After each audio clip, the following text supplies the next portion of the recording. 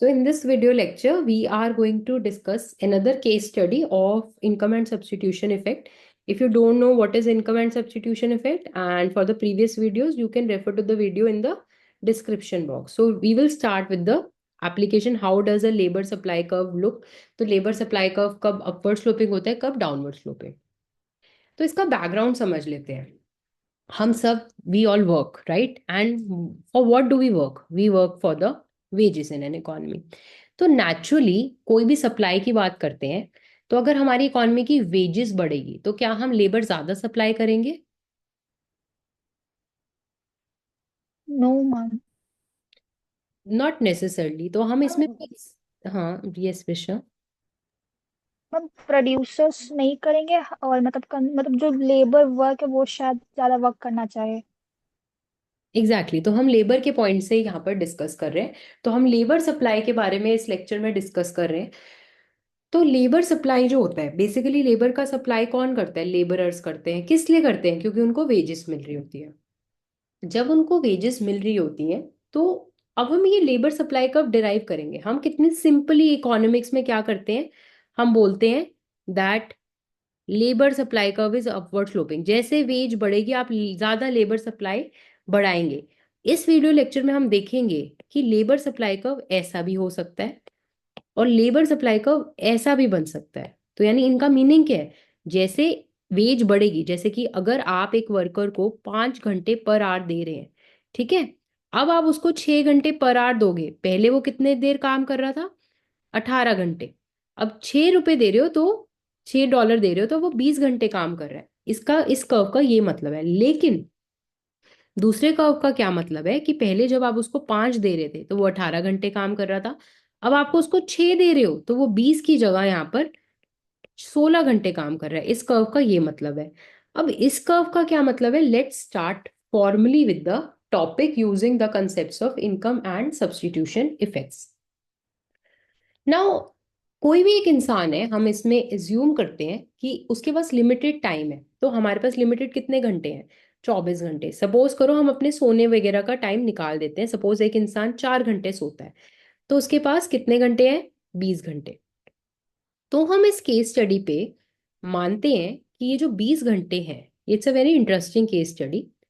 या तो कोई भी इंसान आराम कर सकता है, या तो कोई भी इंसान काम कर सकता है. ये दो चीजें कोई भी इंसान कर सकता है इस 20 घंटे में से. अब नेचुरली सी बात है, वृषा एक बात बताओ, अगर कोई इंसान 10 से 11 घंटे काम करता है, ठीक है, पहले 10 घंटे काम कर रहा था, वो कितने घंटे आराम कर रहा था? 10 10. अब अगर वो 11 घंटे काम कर रहा है तो अब कितने घंटे आराम कर रहा है? 9. है ना? 9। क्योंकि लिमिटेड टाइम है. तो ये एजम्पशन को लेकर हम ये एनालिसिस स्टार्ट करते हैं. So there is a trade off between consumption and leisure. इसका मतलब क्या है कि देखो, अगर वो काम ज्यादा करेगा, अगर वो एल एल क्या है? Labour supply. अब इसको कुछ इनकम मिल रही है डब्ल्यू इंटू लेबर सप्लाई. अगर वो 10 घंटे काम कर रहा था और उसको 5 रुपए पर घंटा मिल रहे थे, तो वो कितना कमा रहा था? 50. अब वो 11 घंटे अगर काम कर रहा है, उसको 5 रुपए हर घंटे के मिल रहे हैं, तो वो कितना कमा रहे हैं? 55. तो यानी कि कोई भी इंसान अगर अपना लेबर की सप्लाई बढ़ाता है, अपने लेबर आवर्स बढ़ाता है, उसकी इनकम कम होती है, बढ़ती है, और उसकी लेजर कम होती है. ये एक जनरल सिनेरियो है. तो यानी कि there is a trade off between labour and leisure. There is a trade off. Trade off हमने प्रिंसिपल नंबर 1 में पढ़ा था. तो उसमें क्या था? एक चीज बढ़ती है तो दूसरी चीज घटेगी. Now he has to divide his time between leisure and working. तो जैसे ये जो 20 घंटे था, इसमें 10 घंटे काम करे, 10 घंटे आराम करे, या तो 11 घंटे काम करे, 9 घंटे. तो ये आपको डिटरमाइन करना है. और ये चीज किस चीज से डिटरमाइन होती है?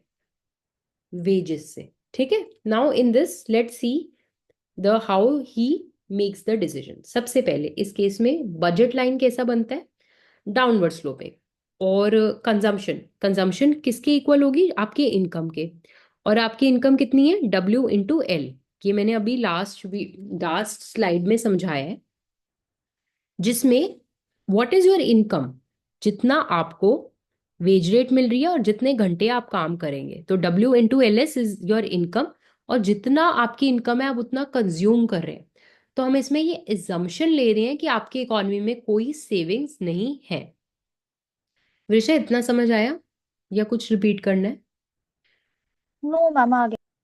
ठीक है, तो बजट लाइन डाउनवर्ड स्लोपिंग क्यों है? क्योंकि नेचुरली अगर आप पहले इतना आराम कर रहे थे, अब आप ज्यादा आराम कर रहे हो, तो कंजम्पशन कम हो रही है। कंजम्पशन क्यों कम हो रही है? वेज रेट सेम है, लेकिन लेबर सप्लाई कम हो रही है ना। 20 घंटे हैं घर में, अब इसमें माने 100 घंटे, हमने पहले बोला था 20 घंटे, अब ये मान रहा है कि आपके पास हफ्ते के 100 घंटे हैं। तो अगर आप ज्यादा आराम करोगे, कम काम करोगे, इनकम कम होगी, तो ये चीज कम होगी। That's why budget line is downward sloping. हमें पता है कि इक्विलिब्रियम कहाँ होता है? जहां पर आईसी और बजट लाइन टेंजेंट होते हैं। तो ये हमारा इक्विलिब्रियम आ गया। तो यानी इक्विलिब्रियम में एक इंसान 60 घंटे काम करता है और 2,000 रुपये उसकी इनकम या कंजम्पशन है। अच्छा, अगर W/LS इज इक्वल टू 2,000, इस केस में अगर मैं आपको W की वैल्यू दे दूं तो आप लेबर सप्लाई की वैल्यू नेचुरली निकाल सकते हैं। नाउ इन दिस केस देखते हैं कि इस केस में जब वेज रेट चेंज होता है, इसका स्लोप क्या है इस लाइन का? W। Wage rate is the slope of the budget line. ठीक है, वाई इज द स्लोप? क्योंकि जब आप लेजर बढ़ा रहे हो तो आप क्या कॉम्प्रोमाइज कर रहे हो? आप कंजम्पशन कॉम्प्रोमाइज कर रहे हो, आप अपनी एक इनकम कॉम्प्रोमाइज कर रहे हो। किस अमाउंट से कॉम्प्रोमाइज कर रहे हो? W amount. तो यानी X बढ़ाने के लिए आपको Y कम करना पड़ रहा है। Y किस अमाउंट से कम हो रहा है? अगर 1 घंटा मैं X बढ़ाती हूँ तो Y यानी इनकम कितनी कम हो जाएगी? Wage rate. क्योंकि 1 घंटा में अगर एक्स बढ़ा रही हूँ, what is the slope of a budget line? Δy/Δx। तो जब मैं अपना लेजर बढ़ा रही हूँ 1 घंटे से, Δy यानी मेरी कंजम्पशन कितने से कम होगी? Obviously wage rate. So wage rate is the slope of the budget line. Now इस केस में सब्स्टिट्यूशन और इनकम इफेक्ट को समझते हैं क्या होगा।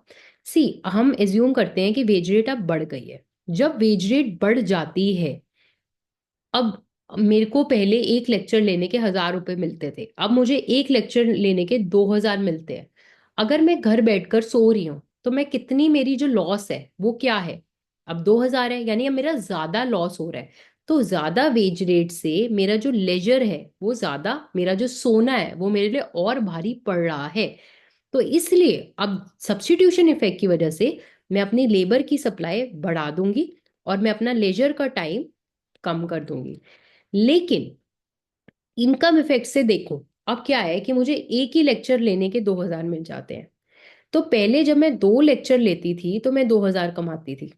अब मैं एक ही लेक्चर से अगर 2,000 कहती हूँ तो आई go to Vrusha, I tell Vrusha that सी वृषा, पहले मैं 2 घंटे मेरे को मेहनत करनी पड़ती थी, अब मैं 1 घंटे में ही 2,000 कमा लेती हूँ, मेरी 2,000 से ज्यादा लागत नहीं है। तो मैं क्या करूंगी, 2 घंटे की जगह 1 घंटा ही कॉलेज जाऊंगी। तो इस केस में मैंने क्या करा, वेज रेट बढ़ने की वजह से मैंने अपनी लेबर की सप्लाई कम कर ली, क्योंकि आई एम रिचर। अब मैं कम घंटे काम करके ही ज्यादा पैसे कमा सकती हूँ। तो इस केस में मैं अपना लेजर बढ़ा लूंगी। तो ये जो वेज सप्लाई के केस में तुम्हारा इनकम और सब्स्टिट्यूशन इफेक्ट होता है, ये थोड़ा डिफरेंट होता है, इसको थोड़ा सा लर्न करके चलना पड़ेगा स्टार्टिंग के टाइम में। वृषा, ये समझ आया क्या हो रहा है? Yes ma'am. इसको एक टेबुलर फॉर्म में समझ लेते हैं, ठीक है। तुम्हारी वेज रेट जो है वो कम हो रही है, और वेज रेट याद रखना बजट लाइन का स्लोप है। ठीक है। नाउ सब्स्टिट्यूशन इफेक्ट के हिसाब से जब वेज रेट बढ़ रही है तो मैं लेजर कम करूंगी, लेबर ज्यादा करूंगी। इनकम इफेक्ट से उल्टा हो जाएगा। इसमें आप देखोगे एक तरफ लेबर राइज कर रही है, दूसरी तरफ लेबर फॉल कर रही है। ये टोटल क्या है? तुम्हारा प्राइस इफेक्ट। ठीक है। अच्छा Vrisha, now tell me one thing. Price effect जो है is a summation of this, right? हमने पुराने लेक्चर्स में भी देखा। तो ये प्राइस इफेक्ट यहां पर राइज कब लिखूंगी? जब सब्स्टिट्यूशन इफेक्ट ज्यादा होगा या income effect? Ma'am income effect. Rise rise, ये सब्स्टिट्यूशन इफेक्ट है ये। यहां पर डब्ल्यू बढ़ने की वजह से लेबर सप्लाई कब राइज होगी, जब कौन सा इफेक्ट ज्यादा होगा? Ma'am substitution effect. Exactly exactly. तो अगर सब्स्टिट्यूशन इफेक्ट ज्यादा है तो वेज रेट बढ़ने की वजह से आप लेबर की सप्लाई बढ़ा देंगे। अगर इनकम इफेक्ट ज्यादा है तो आप लेबर की सप्लाई कम कर देंगे। इसका डायग्राम देख लेते हैं, दोनों डायग्राम को बहुत ही आराम से देखो। रेड लाइन वेज रेट बढ़ने के बाद जो वे तुम्हारी वो दिखेगी, बजट लाइन दिखेगी। पहले आप इस पॉइंट पे कंज्यूम कर रहे थे, अब वेज रेट बढ़ने के बाद आप लेबर की सप्लाई बढ़ा रहे हैं, यानी कौन सा इफेक्ट ज्यादा है? Substitution effect. So we move from here to here, leisure कम कर रहे हैं, यानी देखो यहां से यहां मूव कर रहे हैं तो लेजर कम हो रहा है, तो नेचुरली लेबर सप्लाई बढ़ रही है। सो वृषा इस केस में देखो, लेजर तुम्हारा कम हो रहा है यानी लेबर सप्लाई बढ़ रही है, तो यानी वेज रेट और लेबर सप्लाई का रिलेशनशिप इसमें पॉजिटिव है या नेगेटिव? मैम किसका रिलेशन मैम? वेज रेट और labour supply. Ma'am positive. Right. So that means in this case, labor supply is positive when substitution effect is greater than income effect.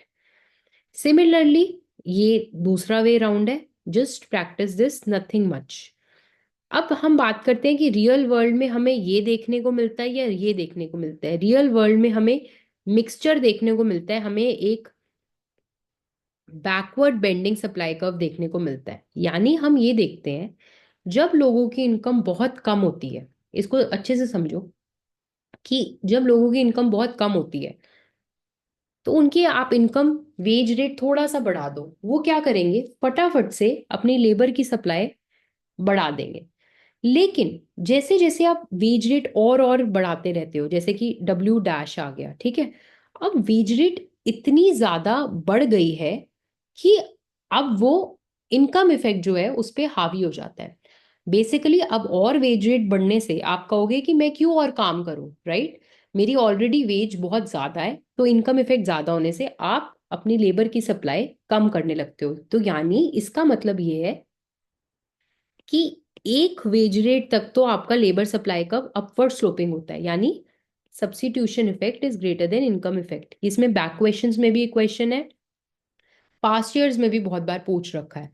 और एक point के बाद, एक wage rate के बाद हमारा income effect is greater than substitution effect, और आपका कर्व ऐसा दिखता है।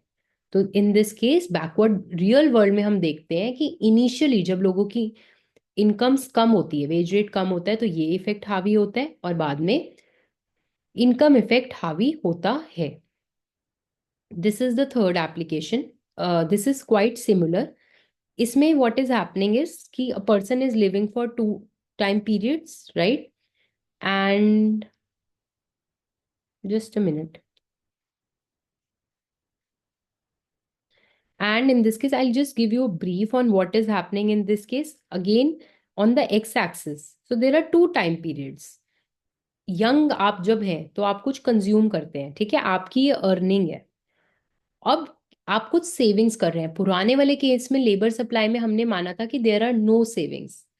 इस वाले केस में आप कितना सेव करते हैं? इतना, मतलब आपकी इनकम इतने है, जितना आप कंज्यूम करते हैं बच जाता है वो आप सेव कर लेते हो।